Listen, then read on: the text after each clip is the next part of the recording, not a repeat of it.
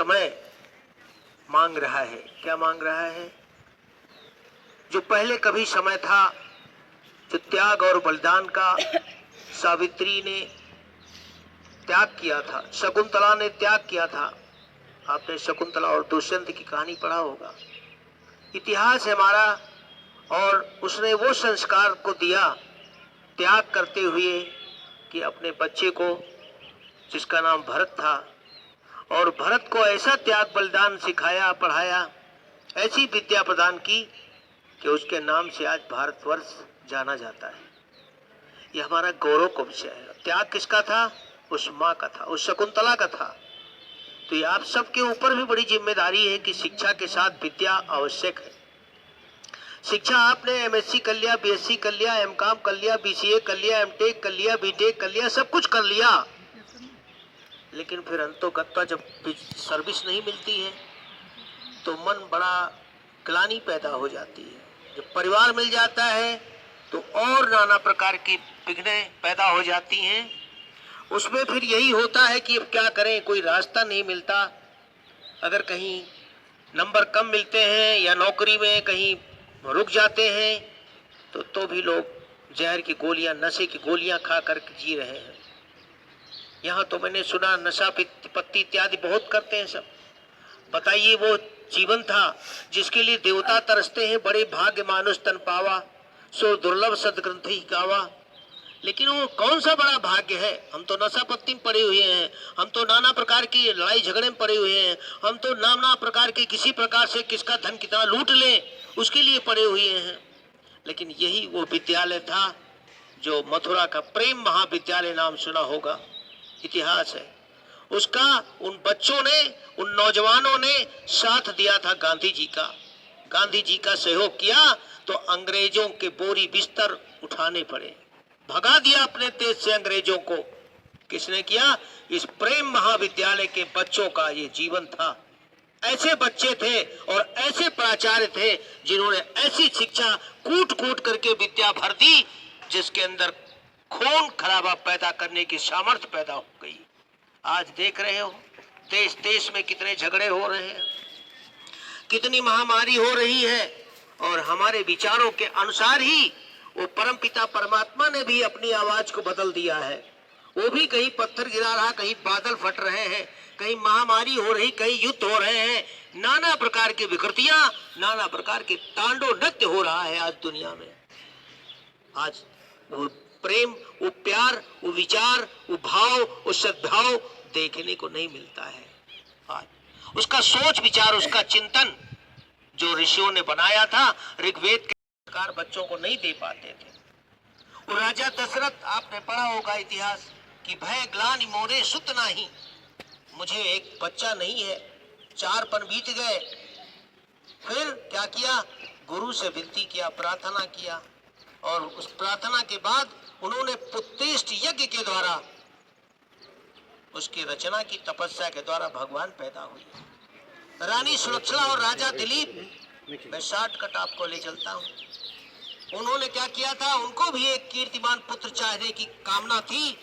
गुरु वशिष्ठ के पास गए और कहा मुझे एक कीर्तिमान पुत्र चाहिए। गुरु वशिष्ठ ने कहा आपको तपस्या करना पड़ेगा, और तपस्या के बाद वो चीज आपको प्राप्त होती है, आपकी मनोकामना तब पूरी होगी। उन्होंने तपस्या किया, और तपस्या करने के बाद राजा रघु नाम का पुत्र उत्पन्न हुआ, जो रघुवंशम नाम की संस्कृत की और तमाम पुस्तकों का लेखन किया। ये क्या है? ये हमारा इतिहास है, उस इतिहास को बता रहा हूँ। तो इसलिए आज संस्कारों से मनुष्य हीन हो गया है। संस्कारों से हीन मनुष्यता पुनः लक्ष्य पथ भूली है, पल भर का कुछ पता नहीं पर भौतिकता में डूबी है।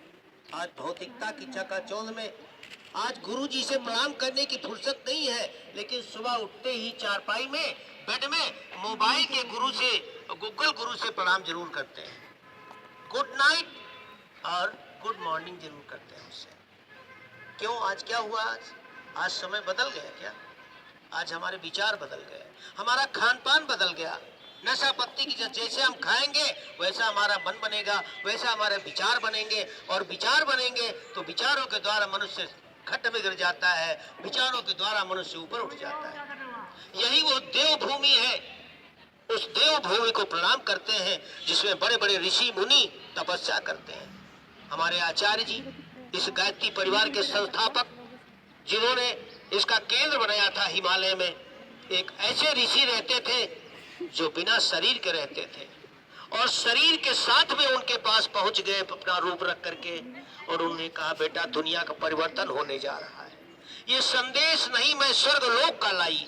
हिमालय से संदेश पहुंचा कि ये संदेश नहीं मैं स्वर्ग लोक का लाई, इस धरती को स्वर्ग बनाने आई।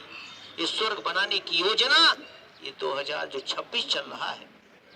इस 26 में बहुत बड़ा उथल पुथल, बहुत बड़ी महामारी, इसी से इसकी शुरुआत होने जा रही है। परिवर्तन होगा। आपने देखा कितना केदारनाथ में, कितना देखिए भूकंप, कितना सब फट पड़ा कि एटीएम रखे रह गए, पैसे रखे रह गए, चाय पीने को नहीं मिला और चले गए सब एटीएम कट करके। सारी जिंदगियां चली गई, लाखों लोग चले गए, बेघर हो गए। ये क्या हो गया? ले लो धन और ले लो, लूट लो जिसको लूटना चाहते हो। अभी समय है, अभी बदल लो तेवर अपनी चाल के, नहीं तो कर्मों के फल से न बचोगे, चलना बहुत संभाल। ये बच्चे को पिताजी जानते हैं कि बच्चा पढ़ रहा है, लेकिन बच्चा क्या पढ़ रहा है? दिल की धड़कन रख करके और दिल में सो गया वो। बताइए क्या है? आज की मानसिकता विकलांग हो गई है। ये मनुष्य की विकलांगता, पैरों की, हाथों की, इसकी तो सुधार करने के लिए गवर्नमेंट कर रही है। जो मस्तिष्क की विकलांगता है, जो हैंग कर रहा है मोबाइल इस शरीर का, इसको कैसे ठीक किया जाए?